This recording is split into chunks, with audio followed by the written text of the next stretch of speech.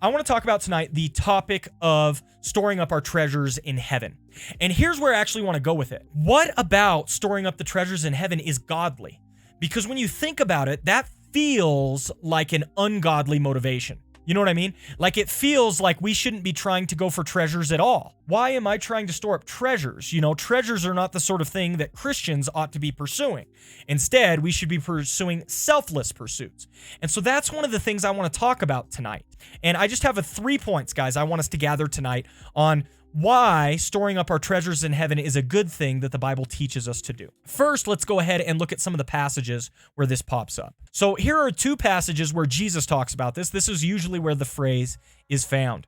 Luke 22:33-34 says this, "Sell your possessions and give to the poor. Provide purses for yourselves that will not wear out, a treasure in heaven that will never fail, where no thief comes near and no moth destroys." Okay, now this is Jesus essentially telling us to not gather together treasures for ourselves here on earth, but instead to store up our treasures in heaven. But again, that has a question, doesn't that feel selfish, right?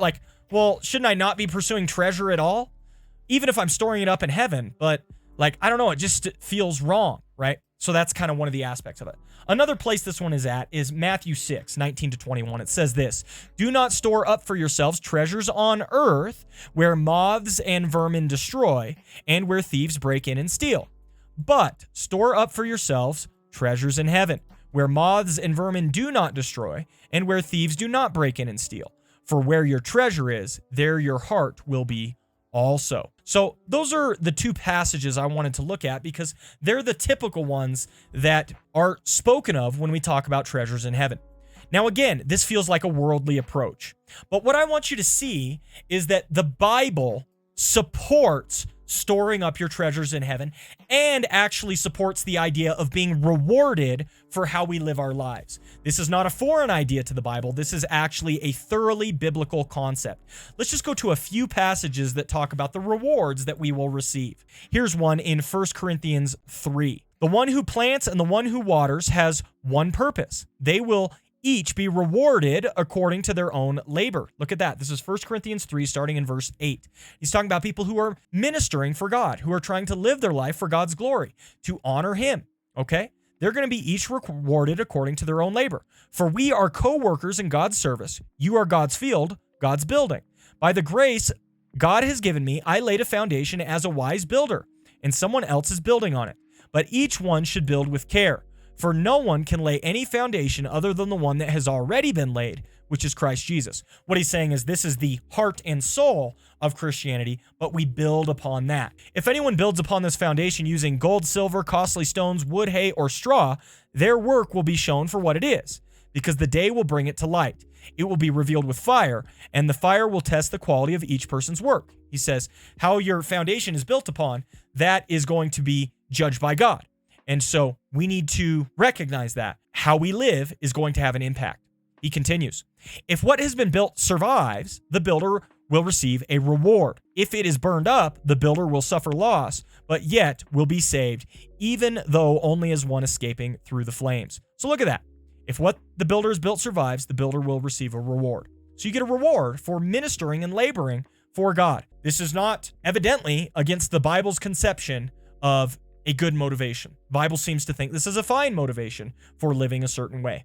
Let's go to 1 Corinthians 17:18. Paul says this, "If I preach voluntarily, I have a reward." So he says, if I do this volunteering, like if I say, "God, I'm going to go do this," then I get a reward. But if not voluntarily, if I'm compelled or I'm forced to do this, I am simply discharging the trust that is committed to me. What then is my reward? Just this, that in preaching the gospel, I may offer it free of charge, and so not make full use of my rights as a preacher of the gospel. So he says, if we preach voluntarily, we get a reward for that. And he's not against that concept or that idea. Colossians 3:24. Let's just start in verse 23. "Whatever you do, work at it with all of your heart, as working for the Lord, not for human masters, since you know that you will receive an inheritance from the Lord as a reward. It is the Lord Christ you are serving."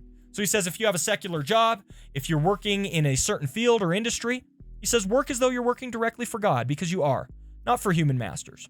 You know you will receive an inheritance from the Lord as a reward. It is the Lord Christ you are serving. So again, getting a reward doesn't seem to be a negative concept in the scriptures. Finally, Revelation 22:12 says this. Look, I am coming soon, says Jesus. This is the end of the book, right? The last chapter of the Bible. And nearly one of the last verses. The last verse is verse 21. Here up in verse 12, he says this. Look, I am coming soon. My reward is with me, and I will give to each person according to what they have done. There you go. It couldn't be more simple. Jesus is coming. He's bringing his reward, and he's going to give to each person according to what they have done. How you've lived your life, you are going to receive a reward for that. And that's a good thing, according to the Bible. It's a good concept, biblically. So I think that's a very important idea. So the Bible isn't opposed to receiving rewards, and we should embrace that concept. Here's where I want to get into the 3 points that I have regarding to we as Christians receiving rewards. We've seen that the Bible teaches rewards are a valid and appropriate motivation. The Bible encourages us by telling us we're going to receive rewards. And so, what God has called holy or clean, let's not call unholy or unclean, okay? I want to start with the presupposition that if God says rewards are cool, then rewards are cool. If God says rewards are an appropriate motivation, then rewards are an appropriate motivation. So let's start with that approach. Once we start with that approach, how can we explain the fact that it seems to be incongruous with Christian thought or Christian living? It's at this point that I want to bring up my 3 points regarding rewards, okay? So let's start with the assumption that it's a good thing because the Bible seems to talk about it all the time. And so let's now think a couple of ways in which we can apply this truth to our lives in a way that makes sense for us as Christians. Point number 1, we ought not to concern ourselves overly with our motives so much, especially if we are leaning into biblical motives. So don't get me wrong, God sees the heart. He sees why we're doing what we're doing, and we want to have the cleanest and purest motives possible for anything that we're doing. That's true. However, as fallen creatures, oftentimes our motives are impure. Oftentimes they're mixed with good motivations and bad motivations. Oftentimes we're led astray and not in the right direction, as though this is not necessarily completely pure in God's eyes. And we need to recognize that. And I don't think we as Christians should fret so badly over our motives. We should pray for God to give us better, more clean motives and directions, but I don't think the answer is to sit there and ruminate all the time about what your motives are, because I don't think that can be healthy or helpful, okay? I had a quote that I've said before. You know, if something is not making sense in our mind, but we have clear biblical description to the contrary, we should not use our logic to disobey Jesus. Okay, if we have a clear biblical command or mandate for something, don't try to reason your way out of it or around it. Just embrace what the scriptures say, even though it doesn't necessarily make a lot of sense to you. Okay, don't use your logic to disobey Jesus. And I want to use that same phrase in this situation. When it comes to, well, it feels like if I'm working for a reward, that's an impure motive, etc.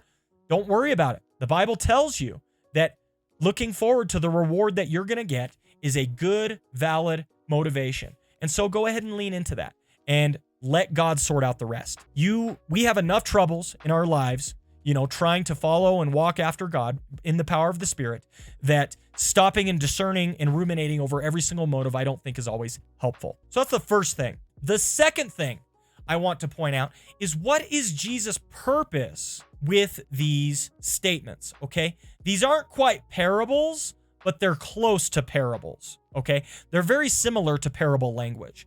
Now, what happens in parables is that Jesus is trying to make a point with a teaching, and the point he is making is not necessarily to take the entirety of the parable and apply it to the nth degree in every particular case.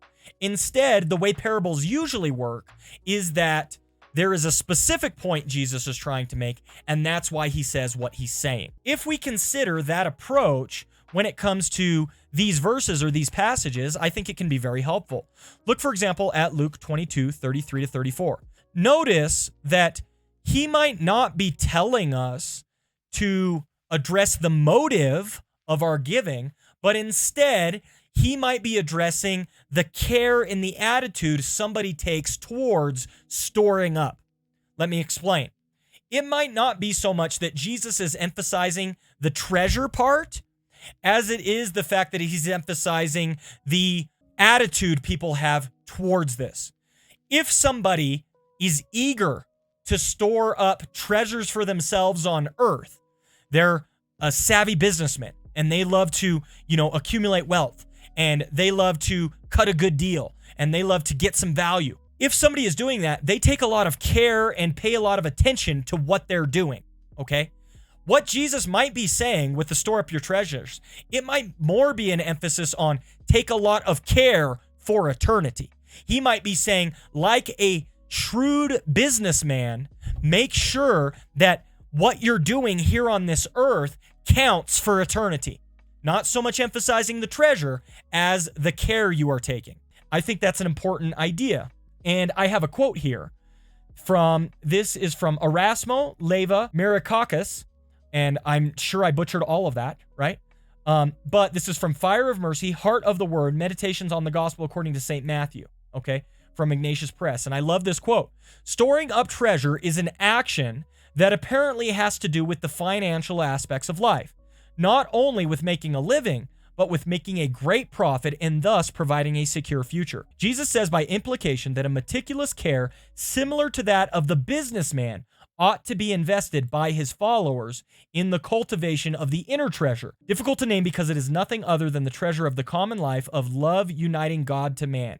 Again, the coincidence of apparent opposites strikes us.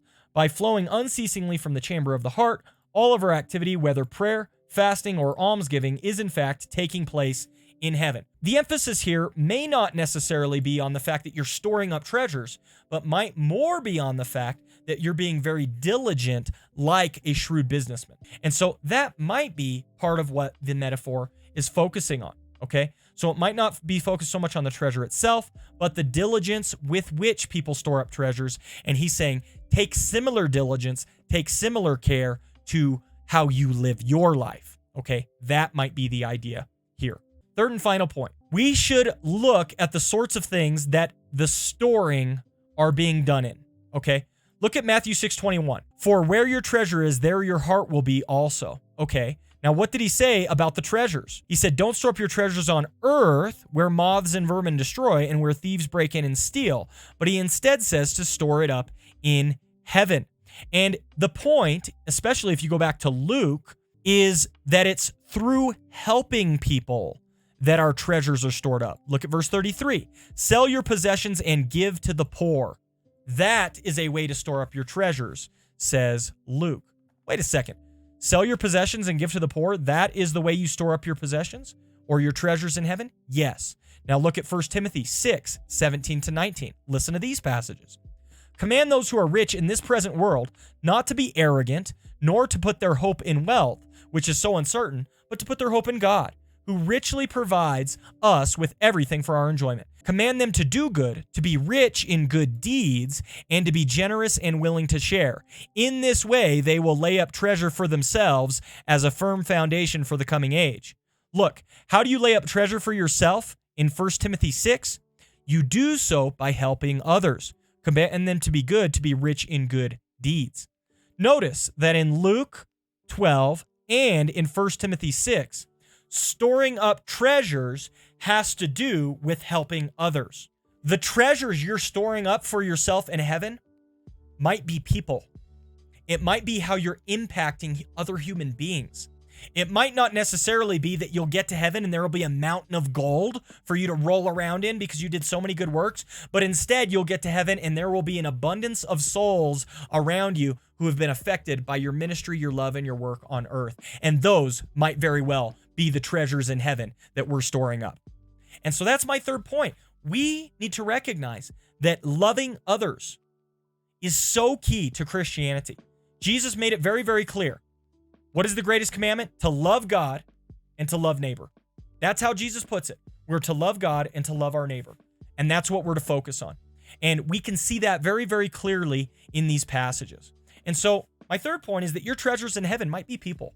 It might not necessarily be these abstract coins or things like that, but it might be people that we're storing up for ourselves. Ken Hemphill puts it this way. Ken Hempel says, do you see the connection here?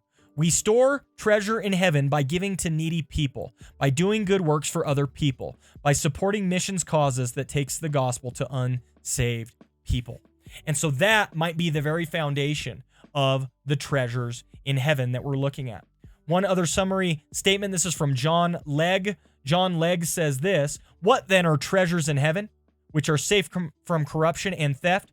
Jesus does not elaborate, but the whole context, especially the Beatitudes, tells us that what he has in mind are the kingdom of God, eternal mercy, righteousness and comfort, the approval of God for his sons, enjoying and seeing the presence of God, an inheritance that can never perish, spoil, or fade, kept in heaven.